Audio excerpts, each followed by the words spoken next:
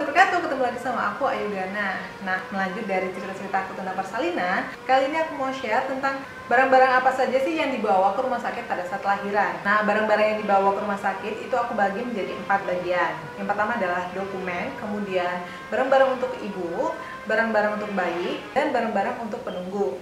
Yang pertama adalah persiapan dokumen. Membawa buku riwayat pemeriksaan kehamilan supaya petugas medis yang membantu persalinan kita bisa melihat kondisi kehamilan kita selama ini. Siapkan data diri seperti KTP, kartu asuransi, dan juga kartu rumah sakit atau klinik bersalinnya untuk mempermudah saat pendaftaran. Oh iya, dokumen-dokumen ini bisa dikumpulkan dalam satu map supaya tidak berceceran. Berikutnya adalah perlengkapan bayi.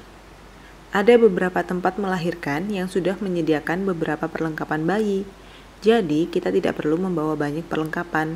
Apalagi kalau lahiran normal di bidan atau klinik ya, yang mungkin bisa pulang pada hari itu juga. Jadi, bolehlah kalau survei dulu di mana tempat kira-kira kita akan lahiran. Baju bayi. Nah, aku pilihnya baju-baju yang panjang-panjang ya, karena baby baru lahir kan pasti cenderung butuh kehangatan. Kalau aku kepakainya sih 1 sih sebenarnya, cuman buat jaga-jaga aku bawa 3. Sebenarnya sih bayi baru lahir banget nggak bakal sering-sering buang air besar atau kecil. Jadi kalaupun kita pakaikan popok kain masih aman. Tapi karena aku antisipasi aja biar nggak ribet juga, tinggal buang, jadi aku pilih diaper sekali pakai. Nanti kalau sudah di rumah baru pakai popok kain lagi. Berikutnya sarung tangan, sarung kaki, serta topi. Karena bayi baru lahir mudah kedinginan ya, ini akan jadi sangat penting untuk memberinya kehangatan. Berikut juga dengan bedongnya. Ini aku bawa selimut yang ada topinya, yang bisa dijadikan sebagai penutup dada saat mengasihi. Ini ada penjepitnya juga, tinggal jepit aja ke baju kita. Berikutnya adalah gendongan. Aku pakai gendongan kaos yang instan. Ini apa saja bisa sih. Mau gendongan jarik iya. Pokoknya senyamannya aja.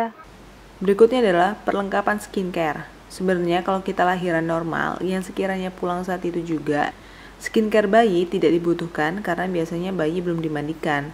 Tapi kalaupun terdapat layanan memandikan bayi, biasanya pihak rumah sakit atau klinik menyediakan skincare tersebut.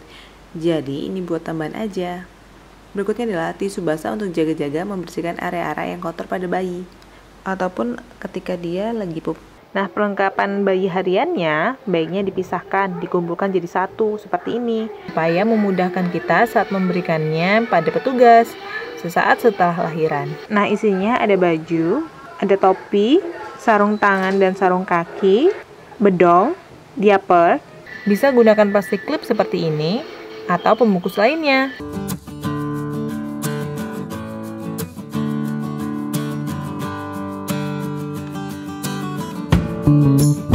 Perlengkapan ibu. Ada beberapa tempat bersalin juga yang menyediakan baju untuk lahiran.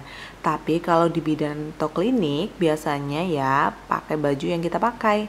Nah, pas lahirannya ya paling tidak pakai 2 piece lah, atasan dan bawahan. Kenapa? Untuk mempermudah kita.